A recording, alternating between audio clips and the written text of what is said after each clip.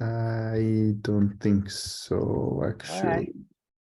All right, but we got some people already. We got about 30 plus people, so we can begin. So that way we can see if we can get the two cases today because they're both exciting and there are a lot of teaching lessons. But Kevin David here, especially with this first one that Andres is going to present. Let's see how we pace ourselves. And who's the second presenter? Is that Alicia? Yes, Correct. sir. All right, very good. All right, we'll take it away. Awesome. Absolutely. So thanks everybody for being with us this morning. I will present a very nice case today, as Dr. Q just said. Of course, this is the team that took care of the patient, Dr. Q, JP, Dr. Sapsevitz, and Dr. Rabai in the OR. And then for pre and post-op management, Dr. Trifiletti and Dr. Abarwanel, as well as the resident, Dr. Goyal. So this is a 30-year-old right-handed young man that presented to an outside institution 2 weeks prior to coming to our own.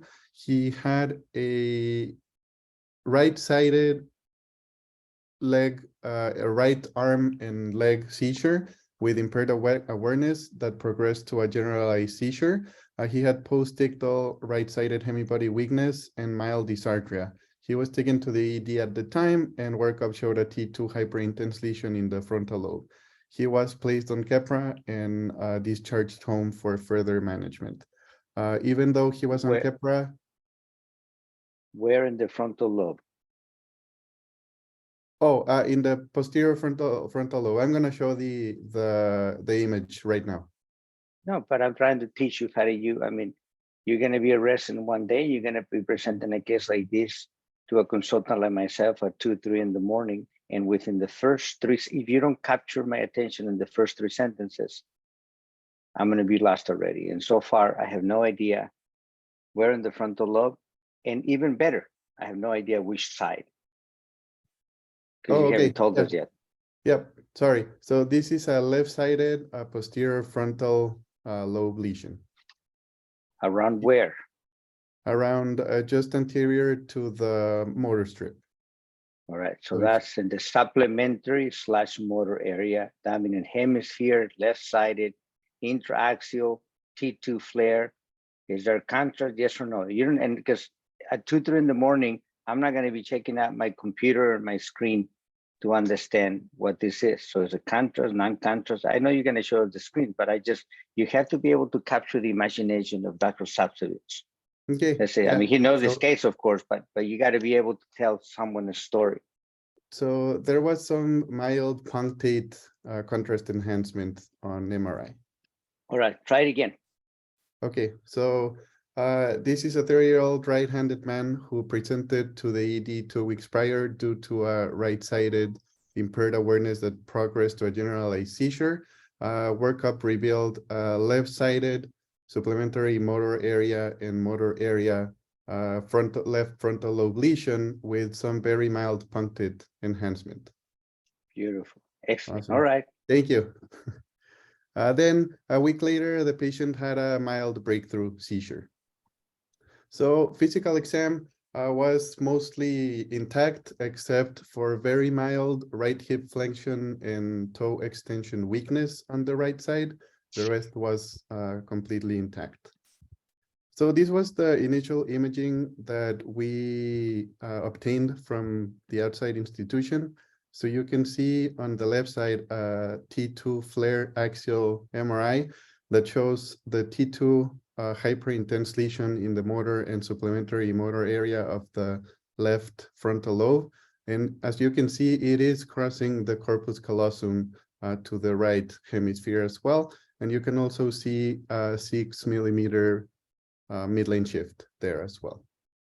Then I'm going to show you the axial T1 with contrast, where if you pay close attention, you can see some very mild punctate enhancement along the area of the tumor right there. Andres, just, since we're like in, exercising here, you just mentioned to Dr. Q that this lesion is located right in front of the motor cortex. Would you use your arrow to show us where the motor cortex is? Yeah, absolutely. So the motor cortex is right here. So one way for you to see that and to teach others, when the time comes, is you look at the normal side and then you look at the abnormal side. So looking at the normal side, where is the central sulcus? The central sulcus is right here. Where's the inverted omega sign? Sorry. The inverted omega sign is right here. Yeah, kind of like, so basically what you need to remember, like in terms of this anatomy, this is the superior frontal sulcus. So this is superior frontal gyrus, medial frontal gyrus. And here you're going to have the precentral sulcus and the precentral gyrus. This here, you're going to have the inverted omega with the motor cortex or precentral gyrus. And this here is the postcentral sulcus that continues as the intraparietal sulcus like this. So all of this here is the postcentral gyrus. So if you transition back to the left side and you scroll a bit more, go up, yeah, or go back now, go back, slowly, go back more, keep going more. Okay, you see that, stop right there. So you see this is the intraparietal sulcus that, as I was saying, is the continuation of the postcentral sulcus. And then here you have the superior frontal sulcus in this case. So this is the superior frontal gyrus, right? And this is the middle one. And then here you're gonna see that you would have the precentral sulcus push that I cannot fully see well in this specific sequence.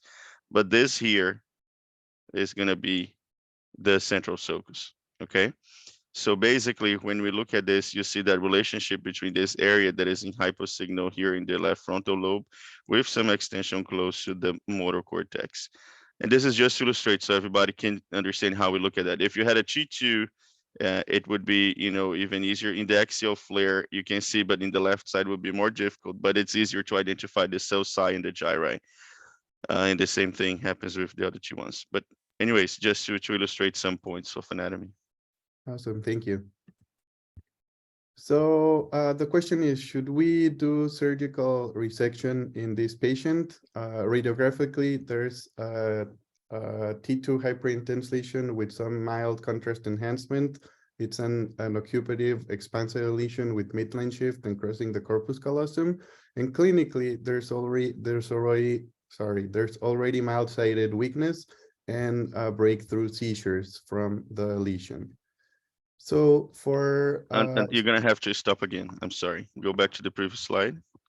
But you see that here, go back to your previous slide. And then to the previous slide. Okay, so then your previous slide is the history. So you Yes. see that at this point, we have a patient with symptoms with an MRI, but before we discuss about surgery, we would have to have our impressions on, what this is, in terms of differential diagnosis. So as Dr. Q was saying, because that's a very valid example, you are, talking with your consultant in the ED or even in clinic, and then you have this case. So go back to your slide there, to the image. With this image here, what would you describe as, the main possibility that you're thinking about in the differential diagnosis that you would be thinking about? Yeah, so my main two differential diagnoses would be first a low-grade glioma, second a high-grade due to the punctate enhancement.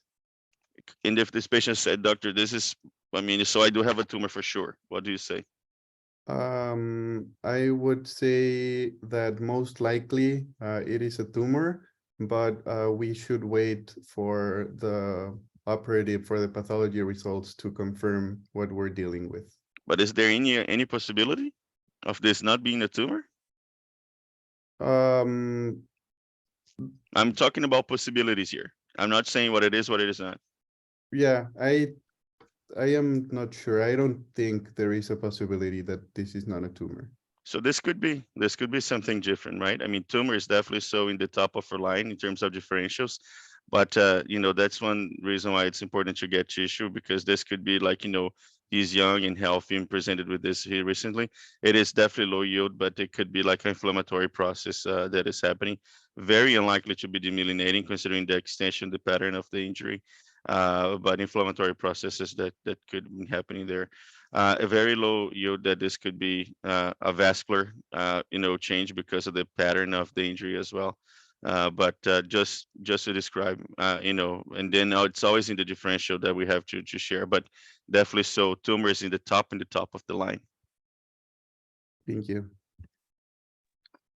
Yeah, and I just want to chime in real quick.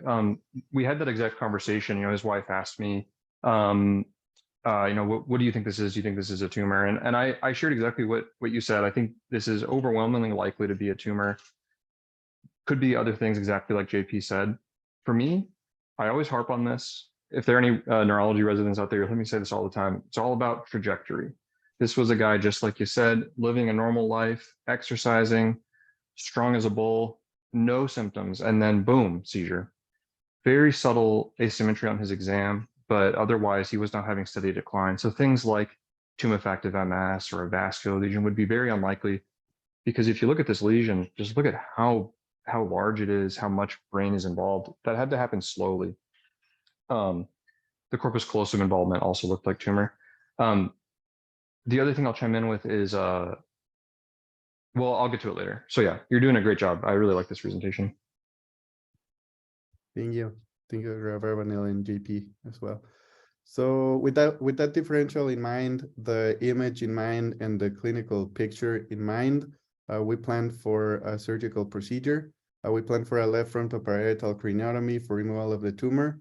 We needed an fMRI for preoperative mapping of the motor and speech areas around I'm sorry, I'm gonna stop you again. So a surgical plan, I mean, to have a plan, you need to have a goal.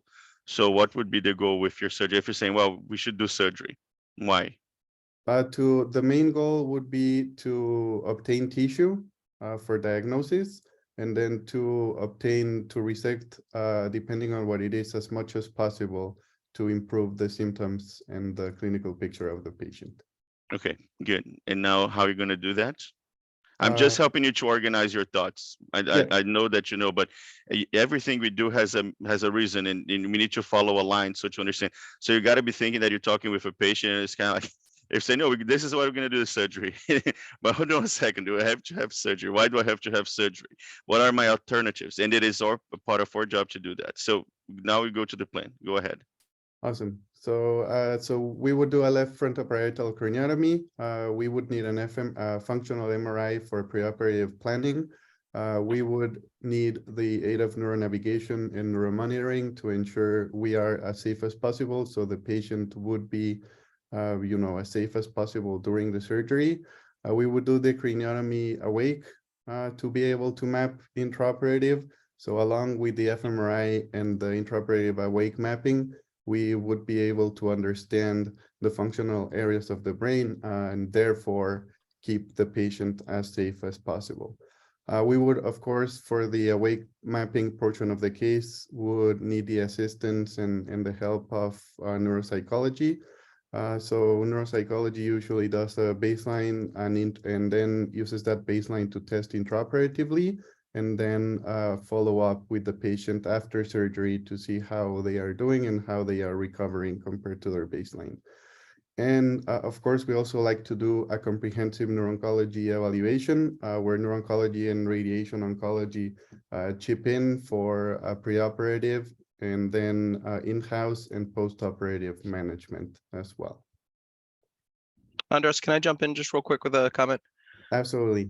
You know, I think it's really important to have a conversation with the patient about risks. Now, I'm not talking about, bleed risks and strokes and infections, but also what is at risk functionally, so a patient can make the most informed decision about surgery, but also so they're not, caught by surprise. So this is a case where, I had a pretty good conversation with this guy about what's at risk. What would you tell him if he asked you what's at risk based on the anatomy of the tumor and the potential proposed surgery?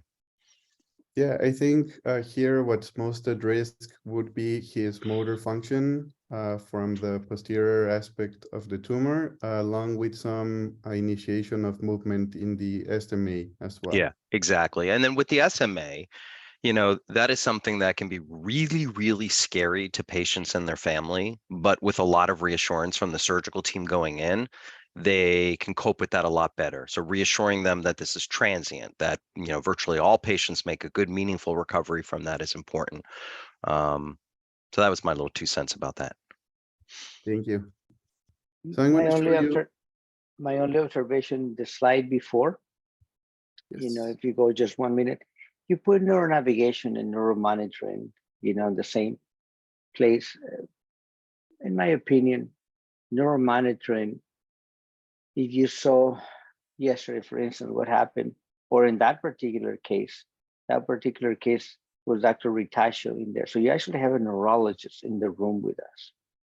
You know, I think they deserve their own line, just like you did with the neuroanesthesia, with the neuropsychology. You know, they are actually a team on their own, and they provide an externally valuable service, just like neuronavigation does, of course. But neuronavigation is an inanimate object, you know, versus neuromonitoring. It's actually a team of people. And in this case, consultant, yeah. And I was going to say, Crucial. Go ahead, Dave. I was going to say, in this case, Dr. Q, our neurologist was critical for our decision making about how to proceed with this. Correct. We'll talk about that later. later. That's what I think is important for you guys to recognize when you're looking at the room and you're recording these cases and you're paying attention, you are having an understanding of what's going on. So in that case, neuromonitoring for me will deserve their own little line. It seems like a trivial thing, but if Dr. Ritascio or Dr. Tatum are here, I apologize that we didn't put you in a line of your own, because you deserve it, and we're very blessed to have you there. Agreed. Sorry about that. So I'm going to show you the functional imaging that we obtained prior to surgery of the patient. Here on the left, I'm going to show you first the motor image. So you can see on the posterolateral aspect of the lesion right there, the function of the right hand. Then on the medial aspect, you can see a little bit of the tongue. And then in the anteromedial aspect of the lesion, you can see activation of the foot. There is also some very mild activation of the SMA in front of the lesion, but this was not, it was just a mild activation. And that's going to be important for when we go into the case. So this one in the middle is language. So you can see some sentence completion in the anterior border of the lesion. And then in the inferolateral aspect of the lesion right there, you can see the phonological activation of the superior marginal gyrus in red. And now finally, the neuroradiology was very helpful in this case, and they did a reconstruction of the tracts along the borders of the tumor. So along the anterior aspect of the tumor, you can see the frontal ascending tract, and then in the posterolateral border of the tumor, you can see the corticospinal and corticobulbar tracts that go down through the border of the lesion right there. So this is important to know. So we have a picture in mind of what we need to map and where this function is most likely located in surgery. Go back to that one, the corticospinal tracts and stuff. Remind us again. So blue is? So blue is? Blue, red, and white, and yellow. Yeah, What so red should be corticospinal tract, and then blue corticobulbar, and then yellow frontal ascending tract. I am not sure what white is. I'm not sure either. That's what I was asking. Do we have one of the neuroradiology colleagues here to comment on this? And then the last thing is, Eric Middlebrooks probably spent a couple of hours that morning doing a beautiful 3D reconstruction of this and a video. Where is that? Andres, go back up and show where the blue tracks start. They look like they start in what, the paracentral lobule? Mm-hmm. Yeah, I don't think blue is the cortical bulbar. I think blue may be cortical spinal. I think keep going down. I wonder if, I mean, white may be the cortical bulbar based on where it's picking up. Anyone from radiology here that can? Yeah, that's exactly what I was thinking as well. I know Dr. Middlebrook spends hours reforming these and trying to get the images there. And Yeah. I don't do this on a daily basis, but I'm with you, Dr. Subsevitz. Okay, I actually have that 3D image, Dr. Q. If Andres, if you don't have Yes. it, you can just allow me to share my screen and I'll show it. Yeah. It's worth looking at. I hope Andres has it because, you know, these are, once again, these are our colleagues who spend hours and hours putting these things together. And I would find it very, very disrespectful if we don't show their work. Yeah, I don't have the 3D image. It was not in our I got you, system. buddy. Let me just show you guys real Thank quick, you. okay? I think it's worth seeing. And I agree with Dr. Q is that, can you guys see my screen? Yep. Yep. Okay, so here we go. So this is what Eric Middlebrooks creates for us. And, you know, this is so important. I mean, this really helps us kind of form this 3D image going into surgery and allows JP, Dr. Q, myself to kind of communicate with each other about different borders and what we need to be worried about. So, you know, again, you can see the yellow and this, I guess, what is that, like a pinkish lavender color? Pinkish, yeah. Yeah, I mean, so these are your motor and your sensory tracks, yellow being motor, and I think this being your sensory track here. When you go to the anterior portion of the tumor, let me just see if I can do And that. that's blue. I wonder if that's some sort we of go. supplementary motor area connection, Well, David. So the blue is going to be your, let's see, let's just let it spin around once, okay? Yeah. This is your optic radiations back here. This is your frontal A slant track right here. So Yeah. this blue track is connecting SMA to the inferior frontal gyrus. You know, and that track has been implicated again in verbal initiation and maintenance, and probably plays a role in when we see that SMA syndrome involving the language component. So yeah, we got motor concerns, we got sensory fibers in close proximity, we got the frontal A slant track sort of in the anterior part of this. But this is really cool stuff. I mean, this helps me tremendously having this image. And I send these images to you guys. Every time I get an email like this, that's why I send it to you, to the DL, for you guys to be able to track all these cases. So David, would you do me a favor and just send it to Andres again? Yeah, and absolutely. This gets put into this file. You know, despite of my best efforts, sometimes my team fails to understand the multiple things going on all at once. But this was a lot of work that Dr. Middlebrooks put together to prepare that, and you can see the relevance and the importance to what we do. Thank you. So Andres, I'm so sorry. Go ahead. Last comment from me, and then I'll be quiet. Go ahead. From a neuropsych standpoint, what was really interesting about this case is that his only deficit on exam, the guy looked squeaky clean, did great, even motor testing, he did great. His verbal fluency was impaired. So coming up with words as quickly as you can and start with a letter of the alphabet, right? You got 60 seconds, you're given a letter, and you got to come up with as many words. So the mechanism in this case is likely that SMA and that frontal A slant track involvement. So I just thought that was a really interesting cognitive correlate to what we're seeing on imaging. Awesome, thank you. Yeah. So the patient was taken to the operating room and positioned supine. We marked the incision site, and then the incision was performed.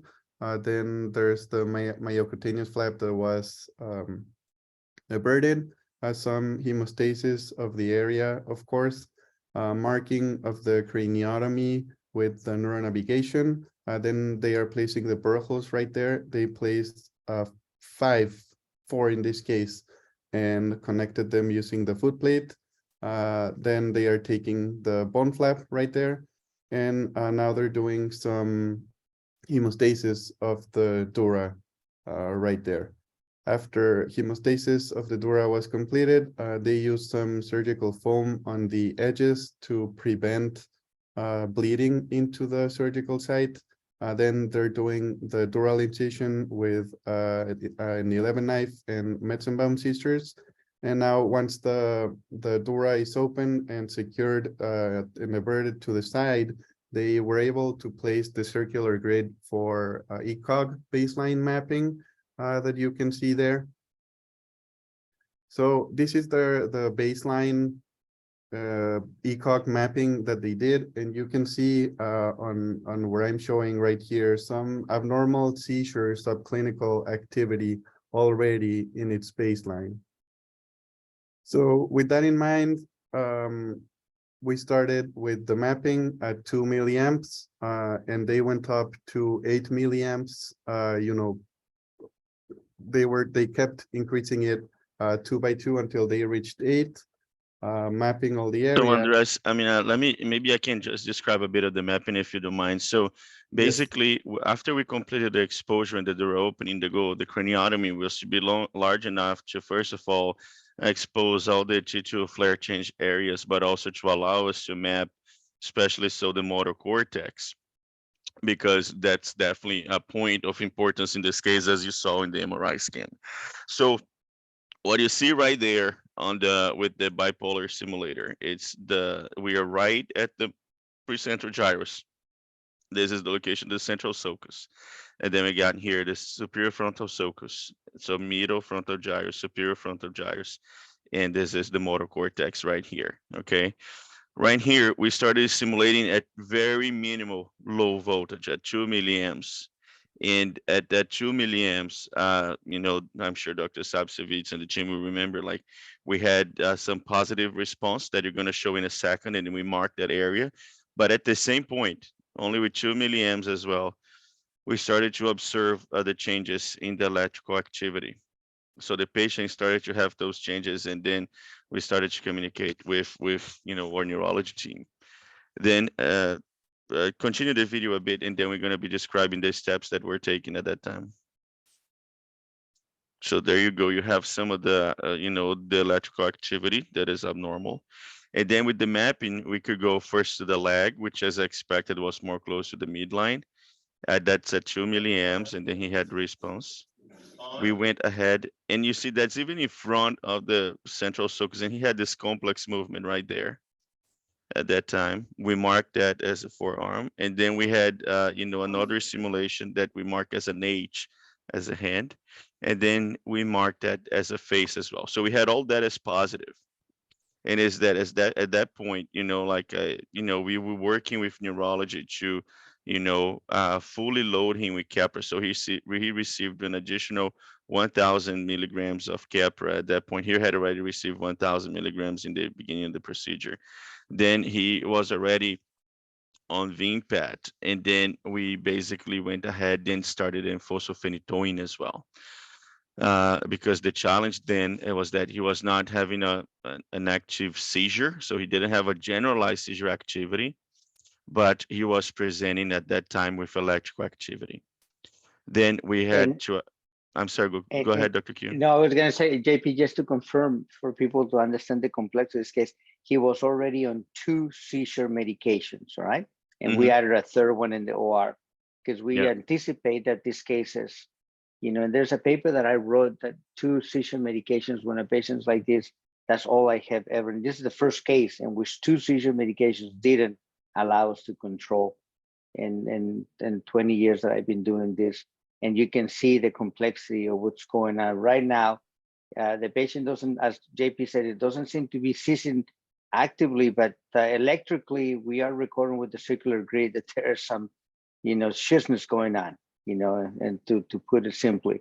So the brain is definitely hyperactive, and we're going to see more. Keep going, JP. And then at that time, as Dr. Q was saying, so he had Vimpat, he had Keppra before. We gave him much more Keppra to load him with Keppra, and then we started fosfophenitoin. At that time, you know, we start working, and then we have to make a call, right? We were not able to map the negative area around, you know, that area, but we knew we were pretty much in the most frontal aspect, as you see here. And then, you know, like with Dr. Q and Dr. Sapsevich, we make a call, okay, we should get the biopsy of this case. We get a piece of biopsy there. Can I, JP? Sure. What I think is important with your decision making too, right, is that clinically, he's not convulsing, but he's losing his motor function on his right side of his body. So he went into basically a focal status motor seizure that cold water irrigation and different medications weren't calming down. So we couldn't test his right side anymore. He had no strength in his upper, I think it was his hand, upper extremity, arm, and a little bit of his face. Yeah, no, I mean, I was going to get to that. Stop the video, please, Andres. And then it's of course, it's always like scary because at the same time that we start getting the biopsy, the patient started presenting with the symptoms that Dr. Sapsevich just described. And then we do that, we're far away from the motor cortex, of course, but literally he presented with the weakness in the arm, changes in his face, even some changes in his right leg.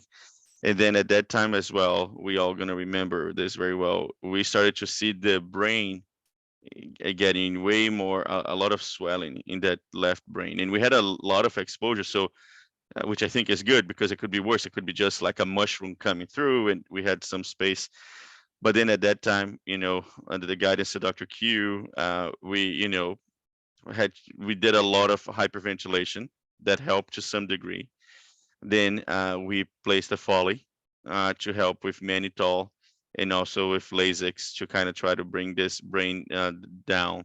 And that was a process that I'm going to say about 30 minutes. At least it felt at least like 30 minutes, if not longer, to kind of calm things down and bring the brain lower. So basically it could close that. So the patient was awake. He was talking with us. He was there with us, but it was a very, a very challenging situation, to say the least.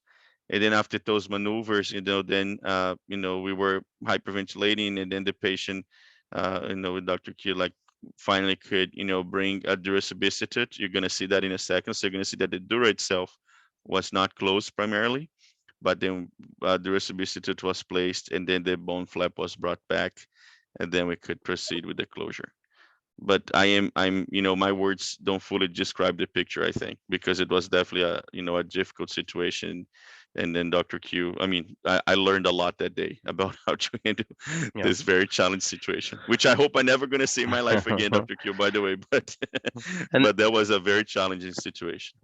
And the patient was so anxious. He was fully aware of what was going on. And we, I think as a team, suspected that this was probably either like a Todd's paralysis phenomenon or something that was transient. So we were able to give him lots of reassurance.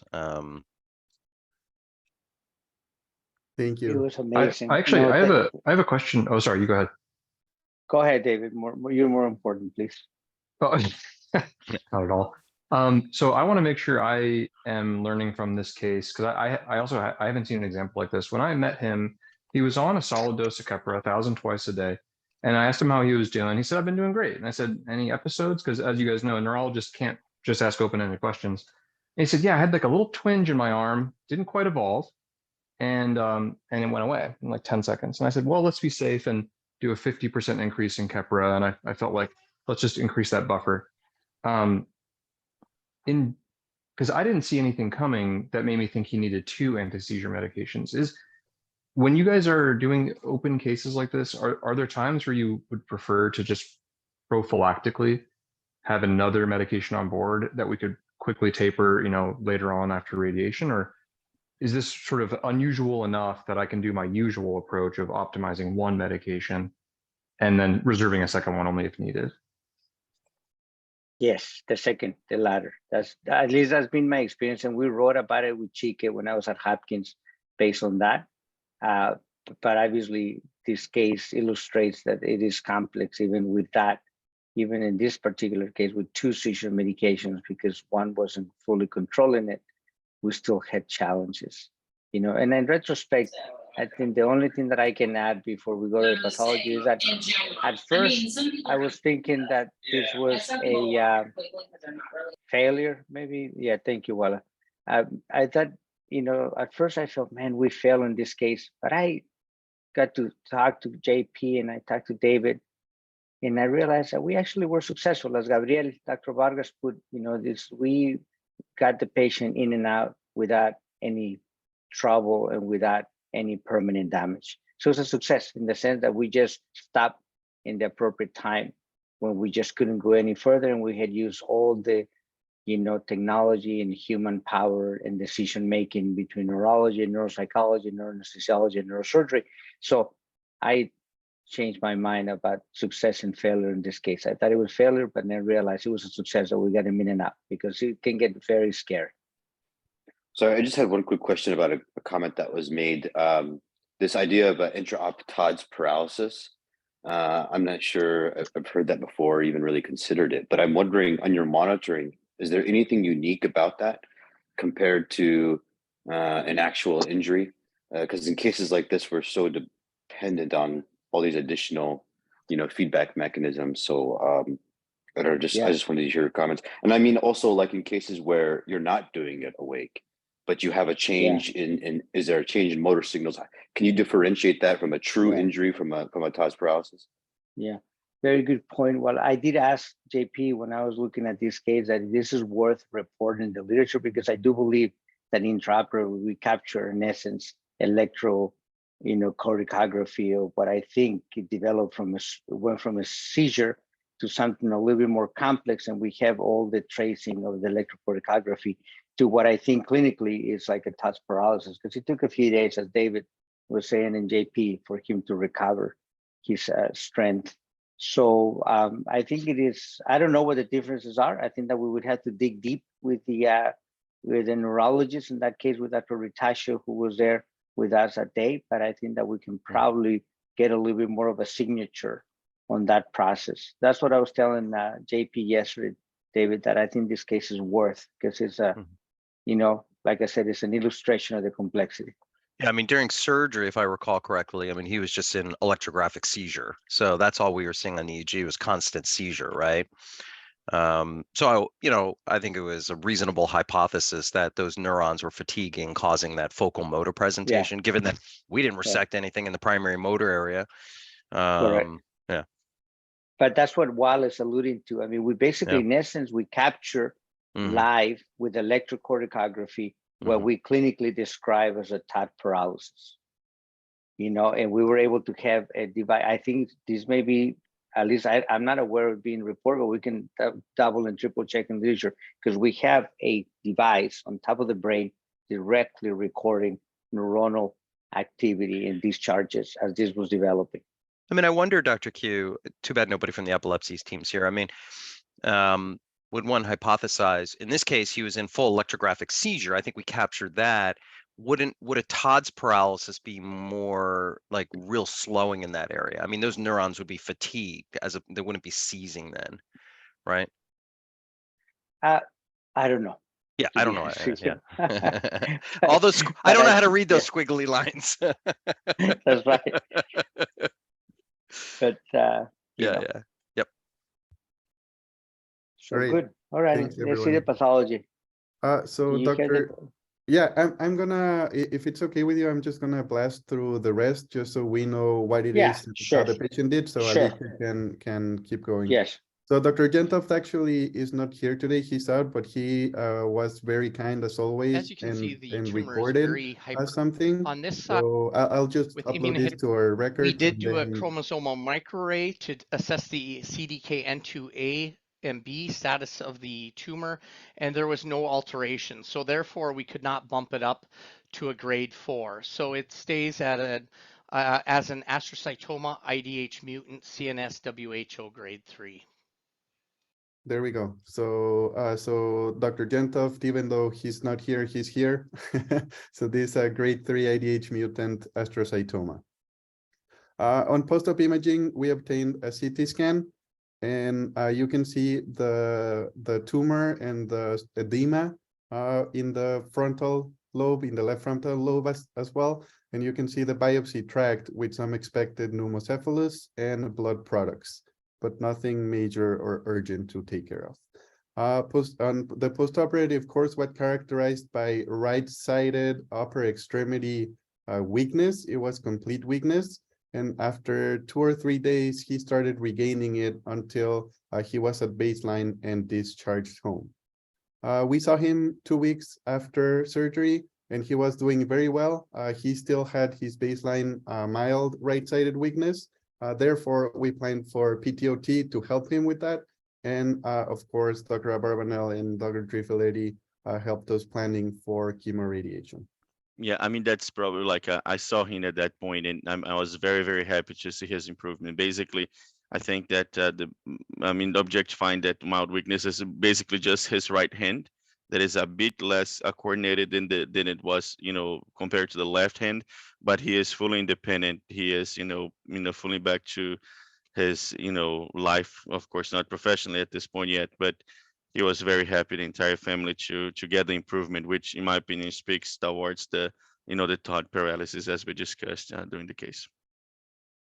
Yeah, he Gabriel, oh, sorry. no, go ahead, David. Then I'm No, gonna ask Gabriel to comment. Yeah. I was just gonna say, I get he stops by my clinic just to say hi a couple days later, and he knows how concerned I was about his weakness, and just puts his hand out, his right hand, he shakes my hand with a very firm grip strength, and he says, "How's that now?" So yeah, he made a really nice recovery, and he was happy.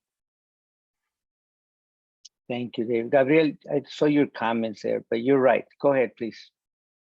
No, just very well managed this case, and just an observation, because many people are using the monitoring just for kind of mode, but not really a responsible use of the monitoring and belief on the monitoring. And when you as a surgeon try to do something with that big tumor interaxial, you really as a surgeon want to do much more, then sometimes you have to do that decision. And of course, I know that you are very aggressive people that try to take the too much tumor, but if responsible to say, I need to stop, I need to do just biopsy and stop. So congratulations for the case, and just I want to emphasize that the very responsible use of monitoring is the rule. Thank you, Gabriel.